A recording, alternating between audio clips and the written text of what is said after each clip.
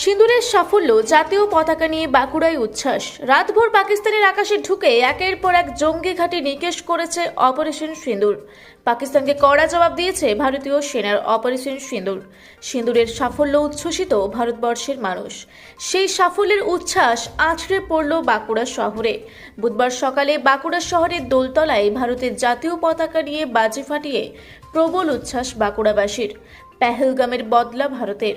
মঙ্গলবার রাতভর পাকিস্তানের আকাশে ঢুকে একের পর এক জঙ্গি ঘাঁটি উড়িয়ে দিয়েছে ভারতীয় সেনা। 9টি জঙ্গি ঘাঁটিতে চলে অপারেশন সিঁদুর।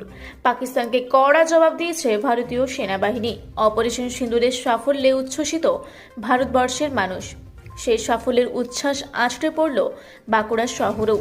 বুধবার সকালে বাঁকুড়া শহরের দোলতলায় ভারতের জাতীয় পতাকা নিয়ে বাজি ফাটিয়ে প্রবল উচ্ছ্বাসে ফেটে পড়েন এলাকার মানুষজন। চলে ভারতীয় সেনাবাহিনীকে নিয়ে জয়ধ্বনি। আজকে কিসের সেলিব্রেশন? ভারতবর্ষ জঙ্গি মুক্ত হচ্ছে। ভারতবর্ষের উপরে যে জঙ্গির আক্রমণ হচ্ছিল সেইগুলো এবারে জঙ্গি ঘাঁটি 7টা না 8টা ফুটিয়েছে। আমরা খুব আনন্দিত। আরো চাই আরো একদম সম্পূর্ণ জঙ্গি মুক্ত হোক আমাদের ভারতবর্ষের এরিয়া, তথা যেখান থেকে জঙ্গি পাঠানো হচ্ছিল সেই এরিয়াগুলো একদম জঙ্গি নাশ করে দেওয়া হোক। এবং আমি আরো চাই এই পশ্চিমবাংলাতে কবে জঙ্গিগুলো যাবে, পশ্চিমবাংলার থেকে জঙ্গি মুক্ত হবে পশ্চিমবাংলা কবে? এখানে প্রচুর পাকিস্তানি আর বাংলাদেশি ঢুকে আছে, এইগুলোকে মুক্ত করতে হবে। ভারতের আভ্যন্তরীণ মুক্তিও চাই। আপনার নাম? আমার নাম তপন চ্যাটার্জি।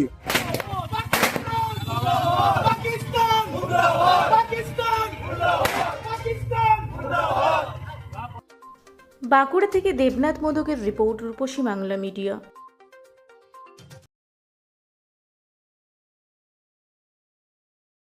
পুরা ব্লকের লধুরকা গ্রামের অদূরে অবস্থিত দৌলত পাবলিক স্কুলের দখলে থাকা বেশ কিছু জমি নিয়ে শুরু হয়েছে আইনি জটিলতা।